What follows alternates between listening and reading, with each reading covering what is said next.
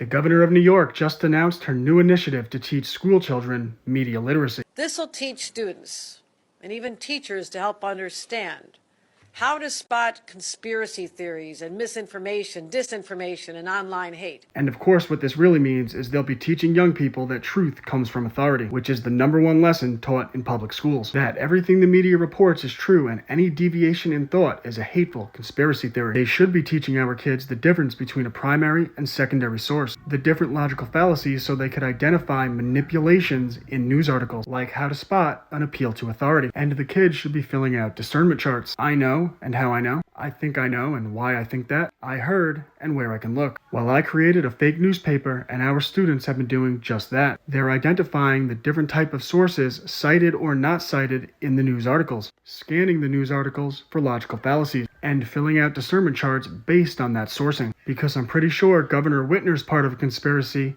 to prevent our kids from learning how to think, from learning how to question. It's all part of the latest course I've been teaching. Check out my private homeschool community. The book I wrote on the congressionally documented history of fake news and other Cubs to Bears books.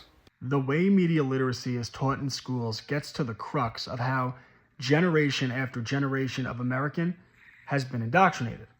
But the good thing is, if you're a parent, whether you send your child to public school, whether you homeschool, whether you send your kids to private school, whatever it is, if you understand the way the programming is taking place, then you can effectively counteract it. And I love to study how media literacy is taught in schools because it allows us to visualize how the indoctrination actually takes place, and it allows us to teach our children how to filter information through their own brains in a way that they can actually visualize what we're talking about.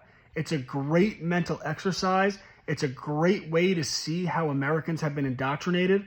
And it's a great way to teach our children the how of thinking. So when your children are in school, they're told that they have to do a paper. And that on that paper, they have to cite sources. They have to cite their sources. And specifically, they have to cite reputable sources.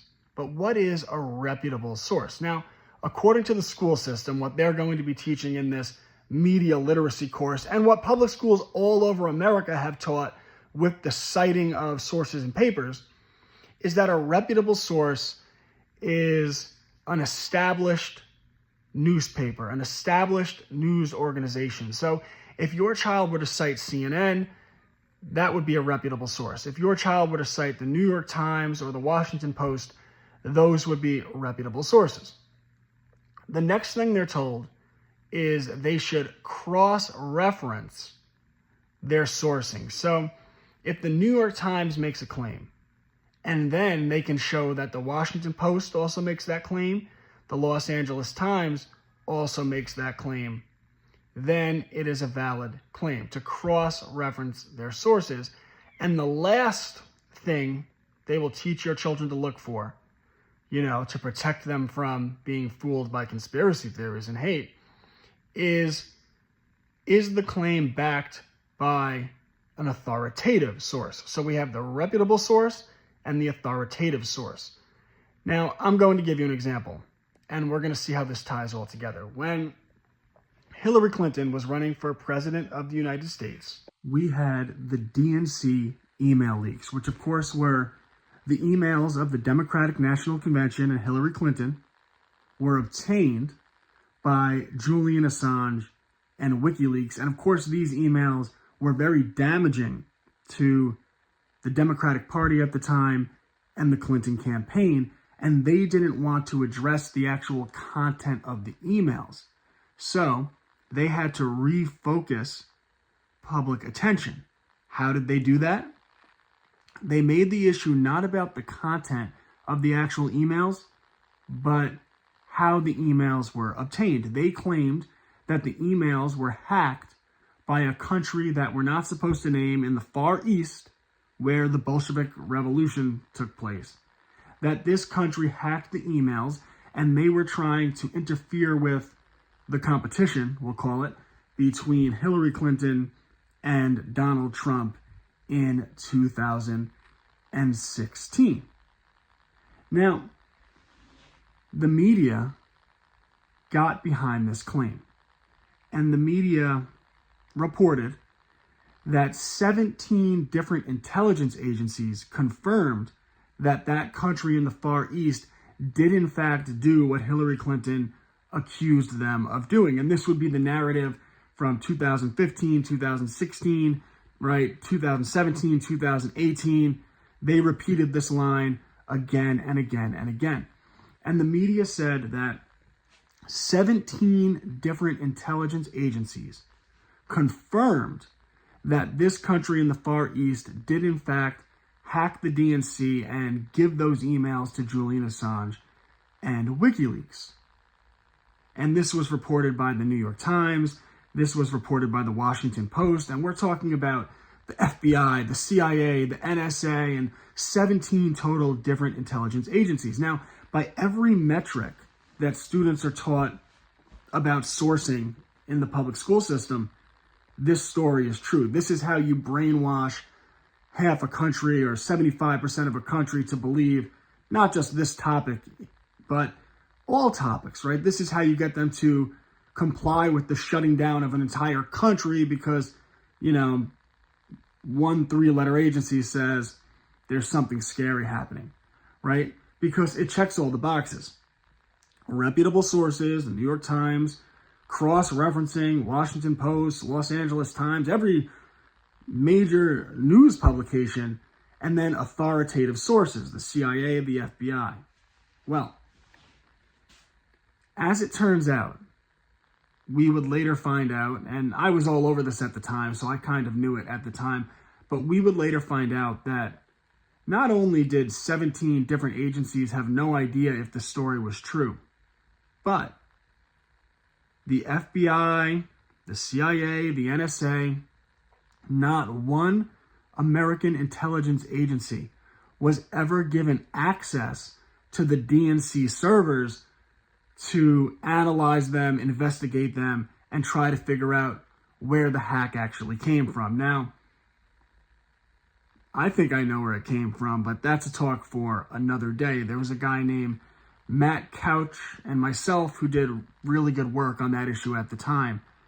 But the intelligence agencies, the main ones, were denied access to these servers by the Democratic Party. And that's how powerful these political parties are, that they could actually do that, because we know how powerful the intelligence agencies are.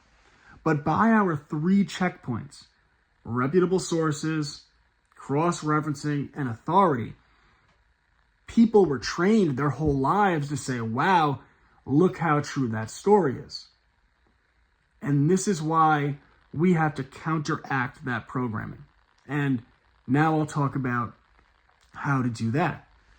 Because when we educate our children in media literacy, we want to do a few things. Now, in the end, I'll talk about how you teach them to visualize the actual process, the filtering of information in their brains. But we want to teach them that they want to, or they should, get back to primary sources when discerning if something is true or false. Now, of course, within that, primary sources could lie, right? But the general principle is, well, 2 primary sources are better than 1, 3 primary sources are better than 2. And of course, you have to look at the funding and everything else, but you want to train them to get back to primary sources, because the New York Times, the Washington Post, all of these were secondary sources, right?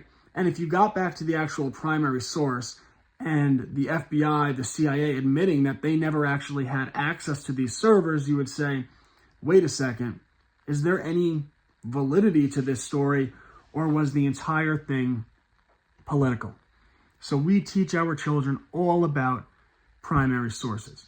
The next thing we want to teach them is how to identify the logical fallacies, right? So when they read a news article or they listen to a news anchor talk, if he attacks someone personally, if he says, that guy's a bigot, racist, homophobe, or that guy's a liar, you know he's a liar, so we don't believe anything he's saying, We want them to say, wait a second, that's an ad hominem attack. That's a personal attack, one of the logical fallacies. And they're not actually addressing the argument. If you just Google, thou shalt not commit logical fallacies, you'll see a chart in which all of these fallacies are pulled up. I even teach an entire course just on logical fallacies for our students. And the last thing you want to do, and this is where the visualization of the process of thinking comes into play. This is where we actually teach our children to visualize how they can filter information through their brain. And all you have to do is, when you go over news articles or sources or watch the news, or you can do this really in any walk of life, but when your children are analyzing information, you have them fill out a chart. And that chart is broken down into 3 levels. I know and how I know. I read a document and I was able to get back to the primary sources, right? I know and how I know. I think I know and why I think I know. I heard and where I can look. So you're training them, and they can write this down. I actually have a chart that we do. I actually write an entire fake newspaper, the Daily Cat, as well as the Bear Standard. I write these fake articles for the newspaper, and we actually have our students go through the articles and do the sourcing. They do the sourcing, they get back to the primary documents. I literally make up all these fake documents, and they get back to the primary sources. They scan them for logical fallacies, and they fill out these charts. I know how I know. I think I know and why I think I know. I heard and where I can look. And by having them fill out this 3-tier chart, you're actually allowing them to visualize on the chart how we filter information in our mind. And I call this the development of intellectual self-defense. And this is the difference between what's happening in our homes and how you're going to teach your children media literacy and sourcing and critical thinking versus how young people are being taught in the public school system. This is the deviation. This is the split of the population of people that are being indoctrinated. They're being taught truth comes from authority. So they're looking for reputable sources, they're looking for cross-referencing, and they're looking for authoritative sources. They were given all of that after March of 2020, right? When they shut down the entire country for 15 days, right? And then they were willing to put certain things in their body because the cross-referencing, because the authoritative sources. So this is the deviation. You have that group of people versus the group of people who require that something actually be proven to them. Now, you might be wrong, you might be right. As I tell our students, just because I interpret information one way doesn't make it right. They might interpret it a completely different way. It's about critical thinking and discernment. There's no such thing as, well, this is true because the authorities said it's true, or because there's 100 people in a room and 99 of them say it's true and you think it's false, so they're right. No, you have to prove it. You have to get back to the primary documents. You have to figure out, where is this information coming from? You have to scan it for logical fallacies and see if there are any manipulations in the argument. And then you filter that information and you can do as you see fit with that information. This is the schism. This is the battle of our age, and this is the fight for the minds of our children. And I implore any parent out there to take what I explained in this talk, these principles, and apply them to your child, whether they are homeschooled. I hope they are, and I can help with that. Whether they're in a private school or whether they go to public school. If you do these exercises with your kids, you will arm them with critical thinking, discernment, and intellectual self-defense.